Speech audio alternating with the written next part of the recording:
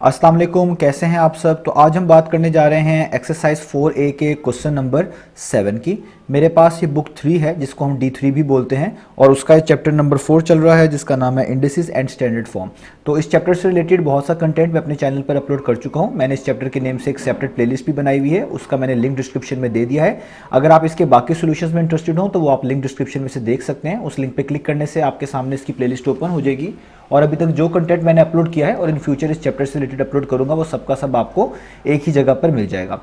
इसके अलावा मैंने एक फेसबुक पेज भी बनाया हुआ है, उसका लिंक भी मैंने डिस्क्रिप्शन में दे दिया है। आप उस फेसबुक पेज को भी ज़रूर विजिट करें, वहाँ पे आपको इस चैनल से रिलेटेड बहुत सी एक्टिविटी नज़र आएगी। और अगर आपकी कोई सजेशंस हों, कोई क्वेरीज हों इस मेरे वीडियो कंटेंट के हवाले से, तो आप इस फेसबुक पेज के थ्रू भी मुझसे रब्ता करके वो चीज़ पूछ सकते हैं। तो आइए हम स्टार्ट करते हैं क्वेश्चन नंबर 7 को। तो क्वेश्चन नंबर 7 की स्टेटमेंट आपके सामने है। यहाँ पे लिखा हुआ है simplify each of the following.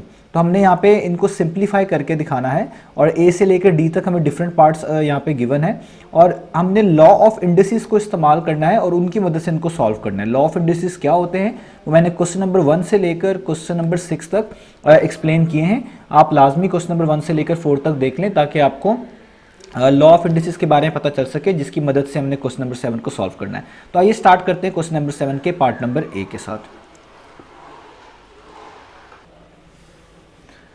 तो मैंने यहाँ पर पार्ट नंबर ए लिख लिया है। अब मैं यहाँ पे लॉ ऑफ इंडिसेस मेंशन नहीं करूँगा, वो यहाँ पे एक्सप्लेन करता जाऊँगा जो इस्तेमाल करूँगा।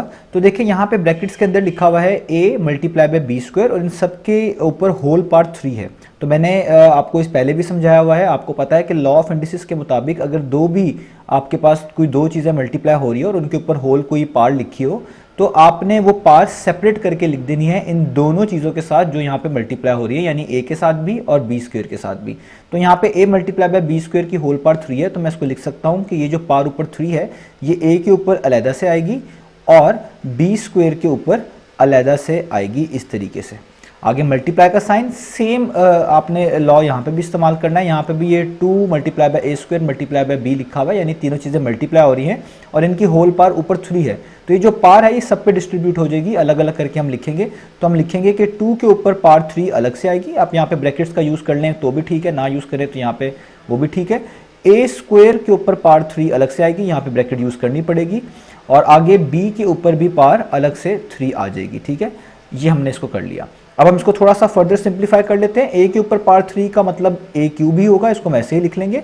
और यहाँ पे फिर से हम एक लॉ लगाएंगे कि जिसके मुताबिक अगर आपके पास कोई भी रियल नंबर हो उसके ऊपर कोई पार हो और होल पार भी मौजूद हो तो ये जो दोनों आपके पास इंटीजर्स यहाँ पे लिखे होते हैं आप इनको मल्टीप्लाई कर देते हैं और ये जो नंबर यहाँ पे होता है रियल नंबर हो या यहाँ पे b लिखा हुआ है ये भी कोई ना कोई रियल नंबर होगा, तो इसको आप एक दफ़ा लिखते हैं। तो मैं यहाँ पे इस b को लिखूंगा एक दफ़ा और इनके जो ये पार्ट्स हैं ऊपर इनको आप मल्टीप्लाई करके लिखेंगे। तो 2 मल्टीप्लाई बाय 3 कितना होता है 6, तो आप b के ऊपर पार क्या लिखेंगे 6। आगे चलते हैं 2 की पावर 3। तो 2 की पावर 3 का क्या मतलब होता है ये आप लोगों को पता है कि 2 की पावर 3 का मतलब है 2 को 3 टाइम्स इस तरीके से आपने मल्टीप्लाई करना है। तो 2 टाइम्स 4 होता है, 4 2 टाइम्स 8 होता है, तो आपके पास आएगा 8। आप यहाँ पे 8 लिख दें। यहाँ पे फिर सेम ये वाला ही जो लॉ यहाँ पे यूज़ किया था वही करना पड़ेगा। होल पार भी मौजूद है और उसके नीचे एक और पार मौजूद है a को बेस मानते हुए। तो आपने इस a को एक दफ़ा लिखना है और इसके ऊपर जो ये दोनों पॉजिटिव इंटीजर्स लिखे हुए हैं इनको आपस में मल्टीप्लाई करके a की पार की फॉर्म में लिख देना है। तो 2 मल्टीप्लाई बाय 3 कितना होता है 6 और वो आप a के ऊपर पार की फॉर्म में लिख देंगे। आगे b के ऊपर पार 3 है, तो ये तो आपको पता है, इसको हम कुछ भी फर्दर सॉल्व नहीं कर सकते, इसको हम बस ऐसे ही लिख लेंगे b की होल पार 3 या b क्यूब आप कह लें इसको। अब हमने यहाँ पे डिफरेंट लॉ यूज़ करना है और वो लॉ ये है कि अगर आपके पास कोई भी दो चीज़ें मल्टीप्लाई हो रही हैं और उनकी बेस सेम है तो उनके जो इंडेसेस होते हैं उनको हम ऐड कर लेते हैं और बेस को एक दफ़ा लिख लेते हैं। आप देखें यहाँ पे a की पार 3 है, इस पार को हम इंडेक्स भी बोलते हैं और यहाँ पे भी देखें एक a आ रहा है जिसके ऊपर पार 6 है, इसको भी आप इंडेक्स भी कह सकते हैं। तो इन दोनों चीज़ों को अगर आप देखें a टू पार 3, मैं इनको साथ लिख रहा हूँ, multiply by a to power 6, ये दोनों मैंने एक साथ लिख लिए क्योंकि इन दोनों की बेस सेम है। इंडेक्स के नीचे जो भी चीज़ लिखी होती है या इस पार के नीचे जो भी चीज़ लिखी होती है वो उसकी बेस कहलाती है। इसी तरीके से आप देखें b वाली भी चीज़ें आपके पास दो मौजूद हैं, आप लिखेंगे multiply by b raise to power 6 और यहाँ पे लास्ट में b रेज टू पार 3, इन दोनों की भी बेस b है। इंडेसेस कुछ भी हो सकते हैं, तो वो मैं इन दोनों को भी मिलाकर एक दफ़ा लिख लिया। और ये जो 8 था इसको मैं स्टार्ट में लिख लेता हूँ, कॉन्स्टेंट अक्सर हम स्टार्ट में ही लिखते हैं। अब हम देखें इसको फाइनलाइज करते हैं, हम लिखेंगे 8 तो वैसे ही आएगा। इधर वो लॉ लगेगा कि दो चीज़ें मल्टीप्लाई हो रही है, इनकी बेस सेम है, तो बेस को लिखेंगे एक दफ़ा और इंडेक्सेस को ऐड कर देंगे, यानी एक पे इंडेक्स 3 है, एक पे इंडेक्स 6 है, तो 6 + 3 कर देंगे। तो 6 + 3 कितना होता है 9, तो a⁻9 आ जाएगा।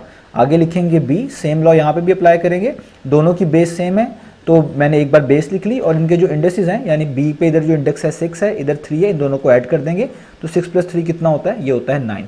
तो हमारे पास इसका आंसर आ गया 8 × a⁻9 × b⁻9। हमें बीच में मल्टीप्लाई का साइन यूज़ करने की जरूरत नहीं है, वो ऑब्वियस है। तो ये हमारे पास हो गया इसका पार्ट नंबर ए। तो अब हम चीज़ों को कोशिश करेंगे और शॉर्ट करें। मैंने चीज़ों को एक्सप्लेन कर दिया यहाँ पे, आप इनमें स्टेप्स शॉर्ट भी कर सकते हैं अगर आपको ये अच्छे से समझ आ जाते हैं। आगे हम इसको करते हैं इस तरीके से, मल्टीप्लाई बाय -5, सी के ऊपर पावर 3 है और डी के ऊपर भी पावर 3 है और इन सब की होल पावर 2 मौजूद है। तो देखिए जो पहली टर्म लिखी हुई है इसको तो हम वैसे ही उतार लेते हैं, c² d², इसमें कुछ भी करने की ज़रूरत नहीं है। इधर आपको अभी जो मैंने प्रॉपर्टी समझाई है या अभी जो लॉ समझाया है कि जब भी कुछ चीज़ें मल्टीप्लाई हो रही हो, उनकी कोई होल पावर हो, तो वो होल पावर सब पे अलग अलग डिस्ट्रीब्यूट हो जाती है। तो आपको ये जो -5 लिखा हुआ है इस पर अलग से पावर 2 लिख देना है, ठीक है। ये जो c³ लिखा हुआ है, ठीक है, इसके ऊपर अलग से पावर आपने क्या लिख देनी है 2, मैं यहाँ पे लिख देता हूँ। c³ के ऊपर अलग से पावर इस तरीके से 2 आ जानी है और जो d³ लिखा हुआ है यानी d⁻³ लिखा हुआ है, इस पर अलग से पावर 2 आ जानी है। अब इनको फर्दर सॉल्व कर लेते हैं। यहाँ पे हो जाएगा c² d² मल्टीप्लाई बाय, ये मैं पहले भी बता चुका हूँ, आप लोगों ने याद रखना है, जब भी कोई नेगेटिव नंबर हो और उसके ऊपर इवन पावर आ रही हो, यानी ऐसी पावर आ रही हो जो 2 पर डिवाइड हो सकती हो, जाएगी 2 के टेबल पे आती हो, जैसे 2, 4, 6, ऐसी कोई पावर आ रही हो, तो वो जो नेगेटिव होता है वो पॉजिटिव में बदल जाता है और बाकी नंबर पे अलग से आपको स्क्वायर करना पड़ता है। तो 5 पे अलग से स्क्वायर करने का क्या मतलब है, 5 × 5 जो कि कितना होता है 25। अब आप इस प्लस को लिख दें तो भी ठीक है, ना लिखें तो भी ठीक है, तो मैं कंफ्यूजन ना हो इस वजह से प्लस यहाँ पे नहीं लिख रहा। आगे ये मैं आपको अभी एक्सप्लेन कर चुका हूँ कि इस तरह का केस आया, आपके पास c लिखा हुआ है, उस पर एक पावर है और होल पावर भी मौजूद है, तो ये जो दोनों ऊपर इंटीजर्स लिखे होंगे आपने इनको जस्ट मल्टीप्लाई कर देना होता है और जो ये बेस का रोल प्ले कर रही होती है इसको आपने एक दफ़ा लिख लेना है। तो ये c एक दफ़ा और 3 × 2 करके इसकी पावर में लिख देना है, जो कि 6 होता है, तो मैंने पावर में 6 लिख दिया। सेम रूल यहाँ पे भी अप्लाई होगा कि d को एक दफ़ा लिख लेंगे और जो पार्ट्स हैं पॉजिटिव इंटीजर्स जो ऊपर लिखे हुए हैं पार्ट्स की फॉर्म में, इनको मल्टीप्लाई करके इसकी पावर की फॉर्म में इधर लिख देंगे। तो 3 × 2 = 6 होता है, मैंने यहाँ पे 6 लिख दिया। अब आप देखें ये दोनों सेम है, तो मैं इनको मिलाकर लिख लेता हूँ, c² multiply by c⁻6, d और d भी सेम है यहाँ पर, मैं इनको भी लिख लेता हूँ d² मल्टीप्लाई बाय d⁻6 और 25 कांस्टेंट है, इसको मैं स्टार्ट में लिख देता हूँ। ये भी मल्टीप्लाई हो रहा है, आप यहाँ पे मल्टीप्लाई का साइन भी यूज़ कर सकते हैं। अब हम लिखेंगे 25, तो वही वाला रूल जो अभी ऊपर समझाया है कि अगर दो चीज़ें मल्टीप्लाई हों, उनकी बेस सेम होनी चाहिए, तो उनके इंडेक्सेस को ऐड कर देते हैं। इधर भी बेस c है, इधर भी बेस c है, तो बेस को एक दफ़ा लिखेंगे और इनके जो इंडेक्स लिखे हुए हैं, यानी इधर इंडेक्स 2 है, इधर इंडेक्स 6 है, इन दोनों को ऐड कर देंगे। तो 6 + 2 कितना हो जाएगा, आपके पास हो जाएगा 8, तो c के ऊपर पावर 8 आ जाएगी। सेम रूल यहाँ पे अप्लाई होगा, बेस सेम है, मल्टीप्लाई हो रही है, d एक दफ़ा लिखेंगे और इधर भी जो इनके इंडेक्सेस हैं इनको ऐड कर देंगे। तो एक का इंडेक्स 6 है, एक का 2 है, तो 6 + 2 कितना हो जाएगा 8। तो हमारे पास इसका आंसर आ गया 25 c⁻8 और d⁻8।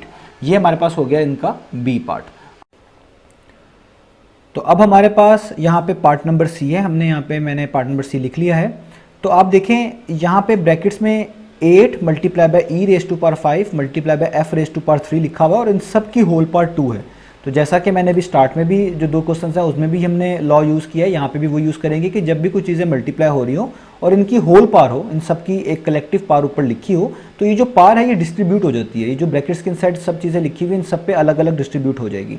तो हम यहाँ पे लिखेंगे ये जो 8 लिखा हुआ है इसके ऊपर ये पावर अलग से डिस्ट्रीब्यूट होगी, यानी 8 के ऊपर पावर 2 अलग से आ जाएगी। e⁻5 के ऊपर ब्रैकेट्स लगा के हम ये पावर 2 अलग से लिख देंगे और f³ या f⁻3 पढ़ लें इसको, इसके ऊपर ये पावर 2 अलग से आ जाएगी।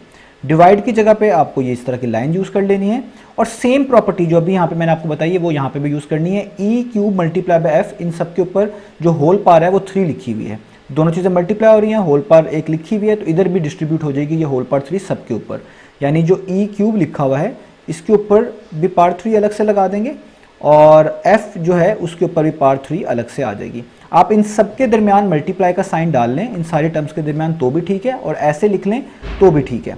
अब 8 के ऊपर पार्ट 2 है, इसका क्या मतलब है, 8² का मतलब है 8 मल्टीप्लाई बाय 8 कर दें, 8 को 2 मरतबा मल्टीप्लाई कर दें आपस में, तो 8 मल्टीप्लाई बाय 8 कितना होता है, वो होता है 64।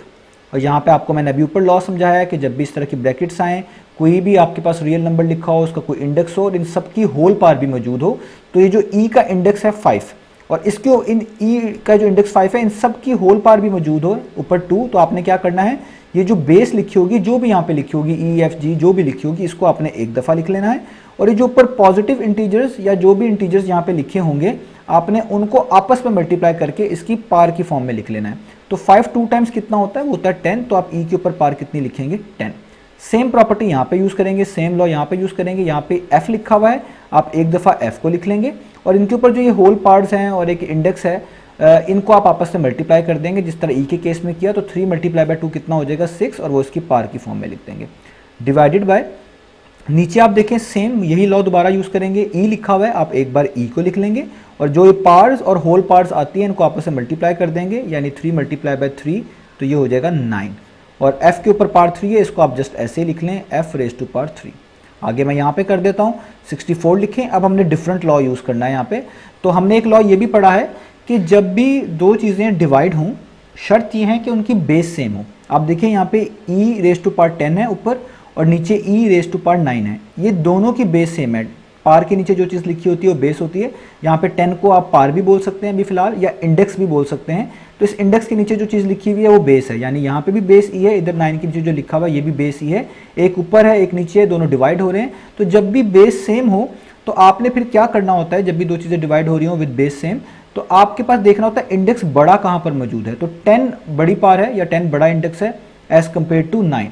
तो जहाँ पे इंडेक्स बड़ा होता है उसकी तरफ छोटा इंडेक्स आ जाता है, मूव कर लेते हैं हम उसको, यानी ये जो 9 है ये अट्रैक्ट हो जाएगा 10 की तरफ। तो ये आपने ख्याल रखना है। तो ऊपर है e⁻10, तो हम लिखेंगे e⁻10, और जहाँ पे वो इंडेक्स था यानी जो बाकी इंडेक्स है, दूसरा इंडेक्स छोटा इंडेक्स है जो कि डिनोमिनेटर में लिखा हुआ है, उसका जो इंडेक्स होगा +9 है तो ऊपर जाके -9 हो जाएगा। -9 होता तो ऊपर जाके +9 हो जाता। तो ये पॉजिटिव है तो ऊपर जाके इसको क्या कर देंगे नेगेटिव। ये हमारा रूल है, ये हमने अप्लाई करना है। और जब ये e⁻9 ऊपर इस तरीके से सम अप हो गया तो इसकी जगह पे नीचे हमने प्लेस कर देना है 1।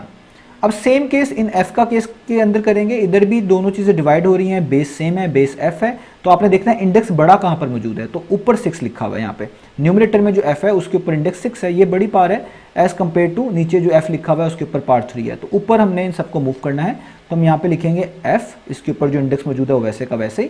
तो ये नीचे जो इंडेक्स है ये +3 है, ये ऊपर आके क्या हो जाएगा -3, यानी ये f³ भी ऊपर जाके सम अप हो गया तो इसकी जगह पे भी आप क्या लिख देंगे 1।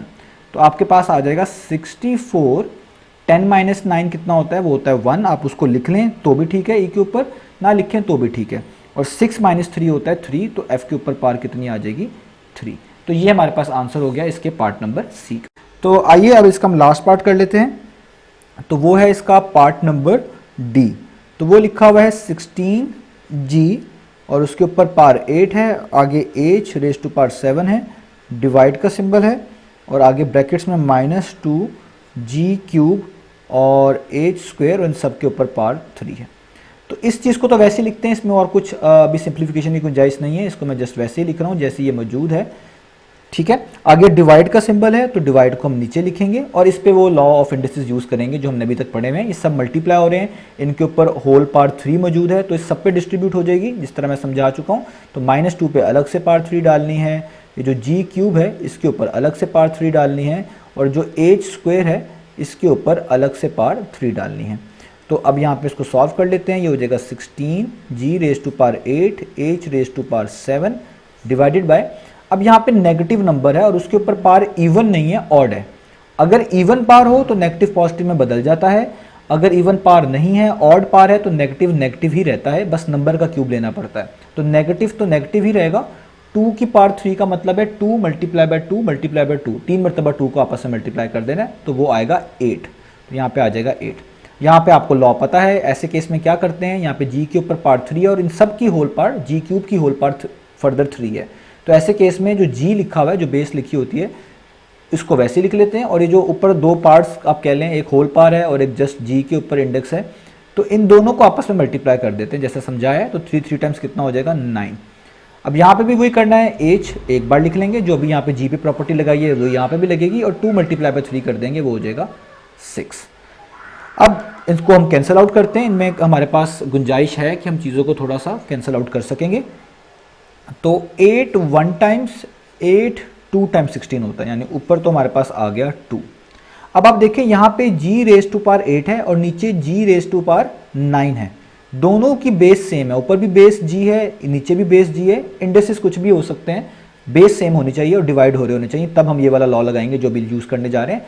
तो किसके ऊपर इंडेक्स बड़ा है या किसके ऊपर पार बड़ी है हम ये कह लें, तो नीचे जो लिखा हुआ डिनोमिनेटर में उधर इंडेक्स बड़ा है, उधर g के ऊपर पार 9 है और ऊपर g के ऊपर पार 8 है। तो जहां पे इंडेक्स बड़ा होगा हम उस जगह पे सबको इकट्ठा करेंगे उस जैसी टर्म्स को, यानी g रेज टू पावर 9 है तो आप इसकी जगह पे लिखेंगे g रेज टू पावर 9, और ये जो +8 है यानी ऊपर वाली जो पार है अब ये बड़ी पार की तरफ अट्रैक्ट हो जाएगा, यानी +8 नीचे आके क्या हो जाएगा -8। जहां पे भी बड़ा इंडेक्स होगा, जहां पे भी बड़ी पावर होगी, वो छोटी पावर को, स्मॉलर पावर को अपनी तरफ अट्रैक्ट कर लेगी। अगर डिनोमिनेटर में हुई तो डिनोमिनेटर में, न्यूमरेटर में हुई तो न्यूमरेटर में। अब ऊपर से g रेज टू पावर 8 खत्म हो जाएगा और उसकी जगह पे हम क्या प्लेस कर देंगे 1। इस तरीके से यहां पे भी हमने करना है h रेज टू पावर 7 और नीचे है h रेज टू पावर 6, दोनों की बेस सेम है, डिवाइड हो रहे हैं, तो लॉ के मुताबिक जहां पे बड़ा इंडेक्स मौजूद है या बड़ी पावर मौजूद है उस तरफ छोटी पावर को अट्रैक्ट कर लेंगे। तो h रेज टू पावर 7, 7 बड़ी पावर है, 6 छोटी है, तो हम h वैसे ही लिखेंगे, उसके ऊपर 7 वैसे ही लिखेंगे, और ये जो पॉजिटिव 6 नीचे है ये ऊपर आके क्या हो जाएगा -6, जैसा मैंने समझाया है। और इस h रेज टू पावर 6 की जगह पे यहाँ पे क्या आ जाएगा 1, और ये माइनस का साइन तो वैसे का वैसे ही रहेगा। तो इसको फर्दर सॉल्व कर लें, तो 2 को 1 से करेंगे 2 ही आएगा, और 2 को फर्दर h से करेंगे जो भी इसके ऊपर पार आएगी तो 2h करके कुछ बन जाएगा। तो मैं लिख लेता हूँ 2h, और 7 - 6 कितना होता है 1, आप इसके ऊपर 1 लिख लें h के ऊपर तो भी ठीक है, ना लिखें तो भी ठीक है।